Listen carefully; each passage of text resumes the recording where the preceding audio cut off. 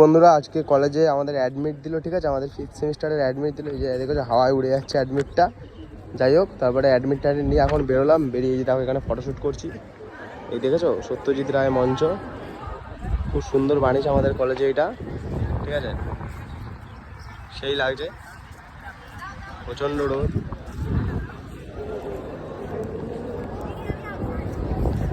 সব clear. Exam 1 তারিখ দিয়ে এক্সাম, ঠিক আছে। আর এই সুন্দর একটা মানে এটা বানিয়েছে, আর এখানে ফটো তোলা হচ্ছে, ঠিক আছে।